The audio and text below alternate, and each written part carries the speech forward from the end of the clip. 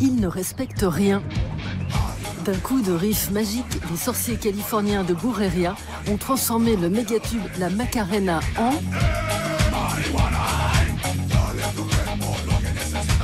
Depuis 30 ans, tels des oraux du punk hardcore, ces Chicanos dénoncent les injustices qui frappent les hispano-américains. Le visage toujours masqué sous un bandana. Non mais hola quoi, comment vous faites pour vous raser? Avec ça. Là, il y a Pancho Villa et Emiliano Zapata, des héros de la Révolution d'il y a 100 ans. C'est notre machette. C'est ça la Brujeria. Mais comment t'as passé ça à la douane? Non, c'est du toc.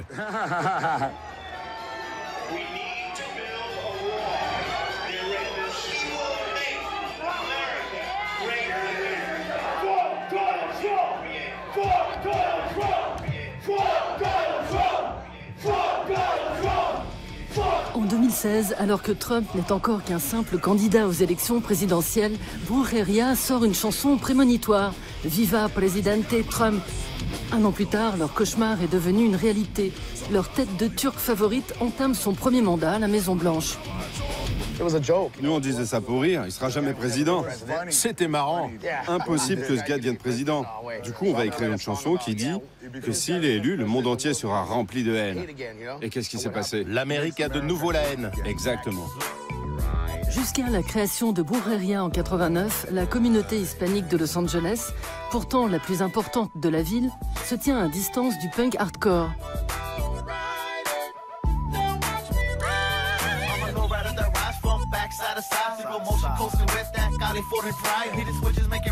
Petits, Juan Brujo et El Sangrón sont biberonnés à la culture lowrider et aux gangs de leurs barrios.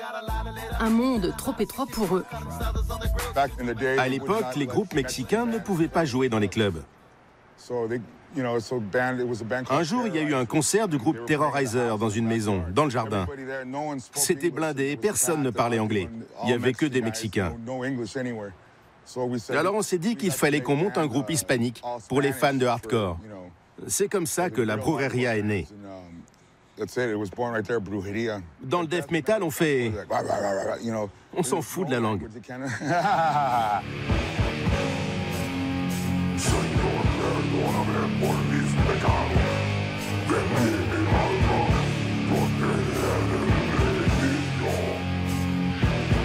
Dès leur second single, Machetazos, en 92, la fée du punk se penche sur le berceau de Brujeria. Jello Biafra himself, en rupture des Dead Kennedys, assure la distribution du disque via son label Alternative Tentacles. Quand j'étais ado, les Dead Kennedys, c'était le groupe, du point de vue politique, hardcore, à tous les niveaux.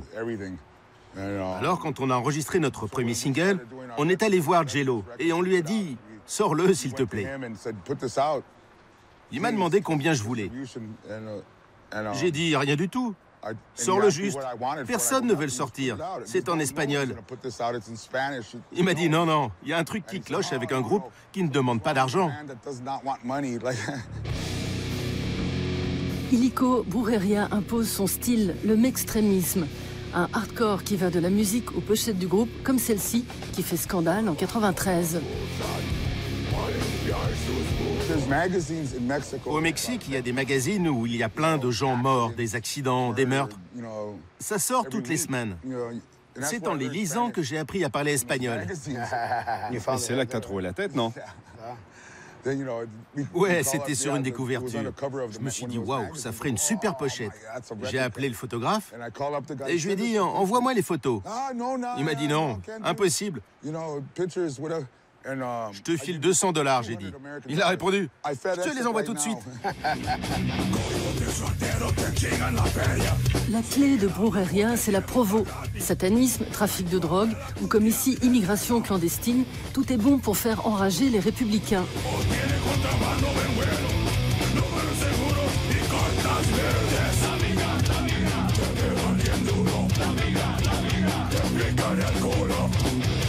Au premier rang d'entre eux, l'ex-gouverneur de Californie, Pete Wilson.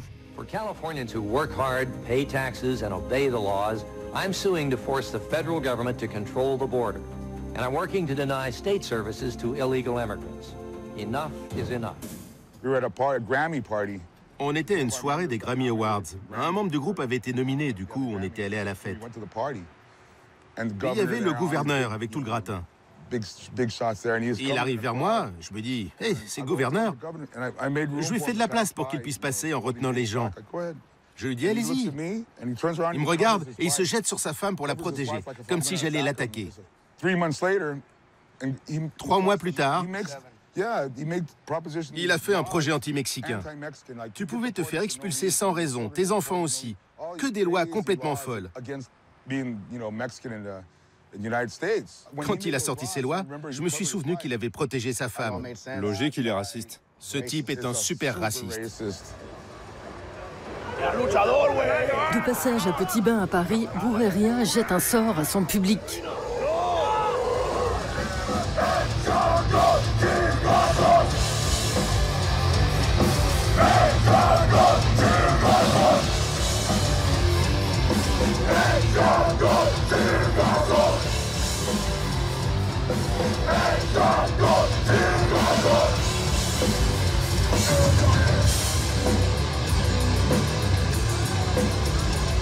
Il y a beaucoup de groupes de métal qui sont juste... On est trop méchants. On est des malades. Tuez-les tous. Vénérons Satan. C'est marrant. Nous, on s'amuse, on est authentiques. On aborde des sujets importants, mais on s'amuse.